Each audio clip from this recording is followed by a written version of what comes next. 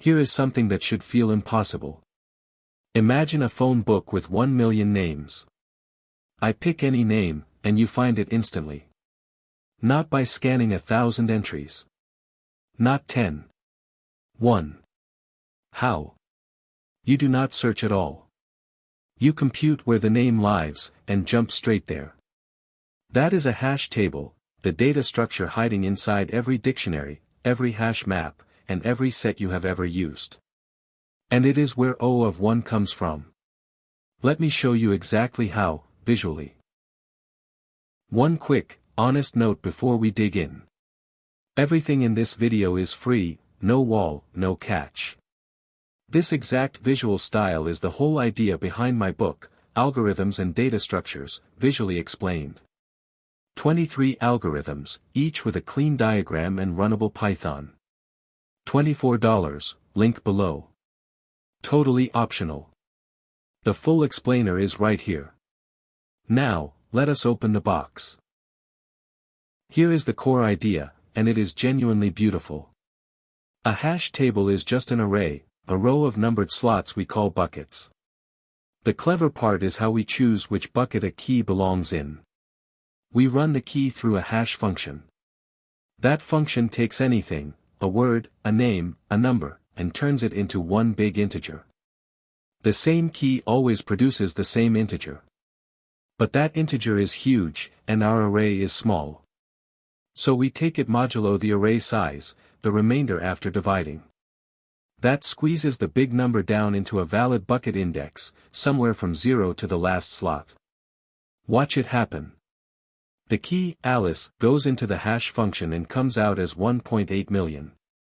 Our array has 8 buckets, so we take that modulo 8.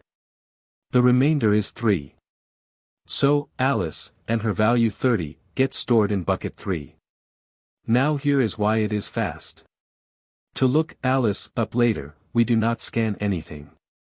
We run the exact same hash, take the same modulo, land on the same bucket 3, and there she is. One computation, one jump. That is O of 1. Now the honest part, the thing a lot of tutorials skip. 2 different keys can land in the same bucket. It is called a collision, and it is not a bug. It is guaranteed to happen eventually. Watch. The key, Dave, runs through the hash and comes out as 998,000. Modulo 8, remainder 3. The very same bucket as Alice. So what do? We do not overwrite her. The most common fix is called chaining.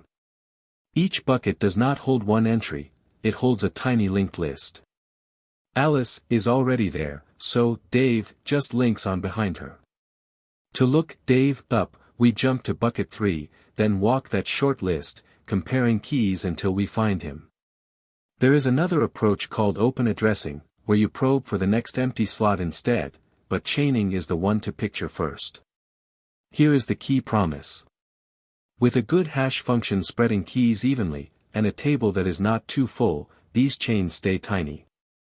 Usually 0 or 1 item. So lookup stays about O of 1 on average.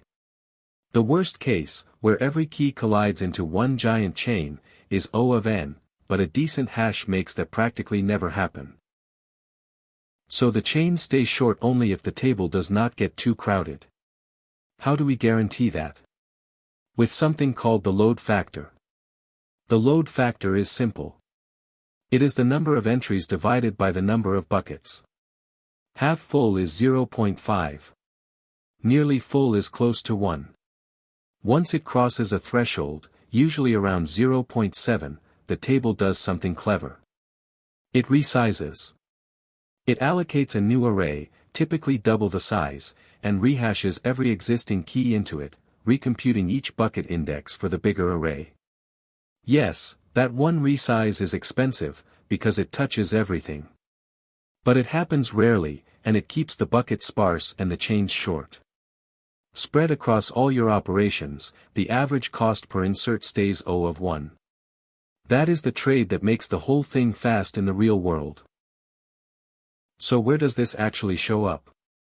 Honestly, everywhere.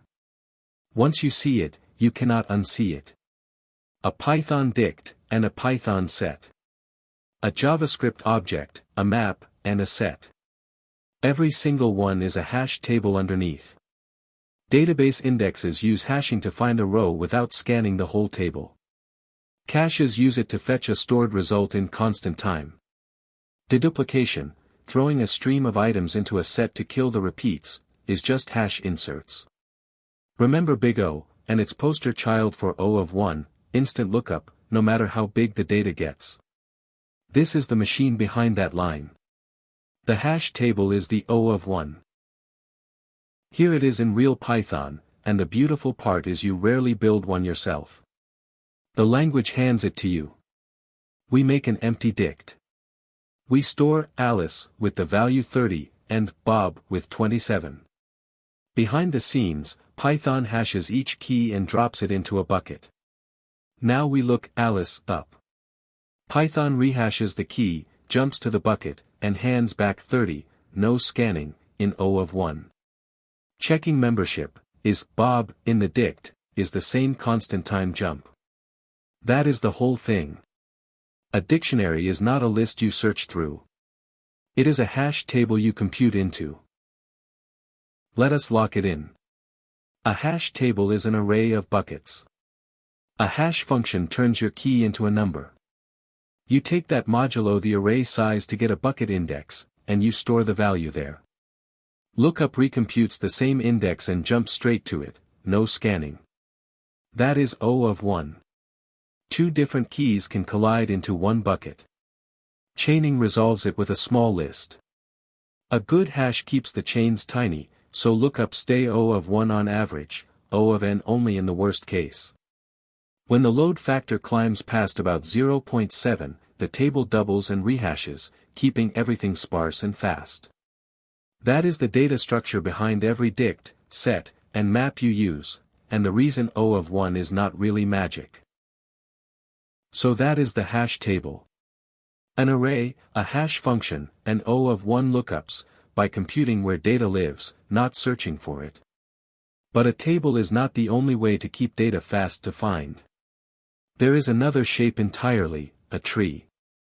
Instead of hashing into buckets, it keeps keys in sorted order, so you can walk to any one of them in log n time.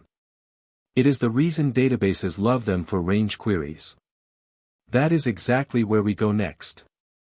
Binary search trees, visualized, the other half of fast lookups. And if you want the whole picture, 23 algorithms, each with a diagram and clean, runnable Python. My book, Algorithms and Data Structures, Visually Explained, is linked below.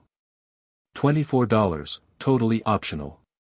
Subscribe, and I will see you in the next one.